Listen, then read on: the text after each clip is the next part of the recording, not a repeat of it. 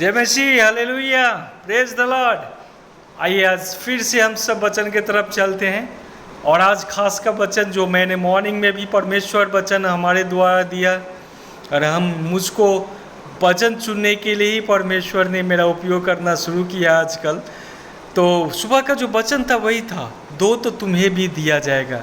लूका 6:38 के अनुसार से give and it will be given to you. अब बहुत सारे लोग हमारे जो YouTube चैनल में देखे होंगे, लेकिन अभी मैं फिर से आज इस पवित्र वचन को दोबारा परमेश्वर ने ही मुझे अगुवाई किया कि फिर से उन लोगों को बतलाओ कि दो तो तुम्हें दिया जाएगा। आज बहुत सारे लोग देने में कंजूसी करता है, बहुत सारे नीडी पर्सन होता है जिसको कोई हेल्प नहीं करता है, बहुत सारे लोगों को जो ज़रूरत की चीज़ें होती है उसको 2 रुपया देने में भी कंजूसी करता है, हालांकि वो उसको रिटर्न दे देगा। यदि बोलने के लिए जाता है कि मुझे थोड़ा सा हेल्प अभी क्या लगता है मैं तुम्हें दे दूंगा, लेकिन फिर भी आजकल बहुत सारे लोग नहीं दे रहा है। तो परमेश्वर जब वचन में बोलता है कि दो तो तुम्हें दिया जाएगा, तो जब परमेश्वर का ही सारा धन संपत्ति है, हम लोग तो उसका कस्टोडियन है, हम लोग तो उसका केयर टेकर है। इन सारे संसार का जितना भी धन संपत्ति, अमेरिका से लेकर के इंडिया से लेकर के सारा वर्ल्ड का धन संपत्ति का मालिक कौन है? यहोवा परमेश्वर है। वो ही इज द ऑनर, वही उसका ऑनर है। और वो जब सारे धन संपत्ति के मालिक आपको बोल रहा है देने के लिए, फिर भी आप नहीं दे रहे हैं।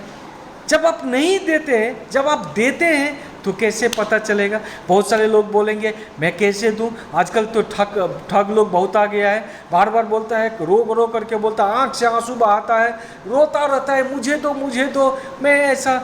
परमेश्वर ने बोला है आपको कि तुम्हें एक सहायक दिया जाएगा। कौन? पवित्र आत्मा, जो तुम्हें क्या बतलाएगा? वही सब बतलाएगा कि कौन चोर है और कौन साधु है, कौन चोर है और कौन अच्छा लोग है। पवित्र आत्मा के साथ अगर आप रहेंगे ना, वही आपको बतलाएगा कि किसको पैसा दो और किसको पैसा नहीं दो।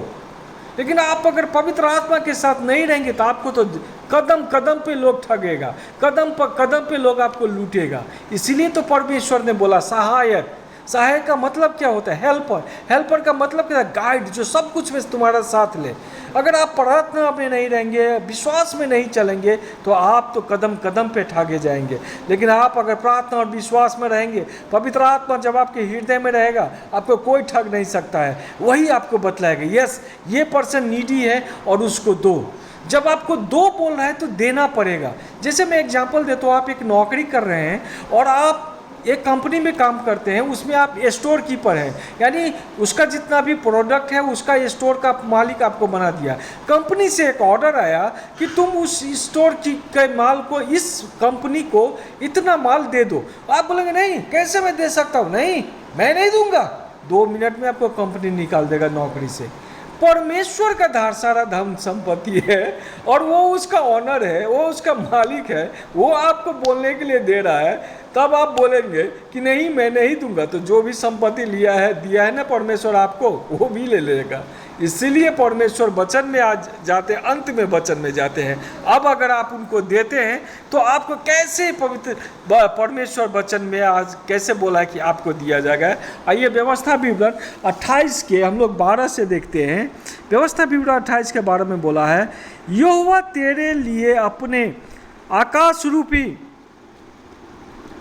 उत्तम भंडार को खोलकर तेरी भूमि पर समय पर मेघ बरसाए करेगा और तेरे सारे कामों पर आशीष देगा और तू बहुतेरे जातियों का उधार देगा, परंतु किसी से तुझे उधार लेना न पड़ेगा।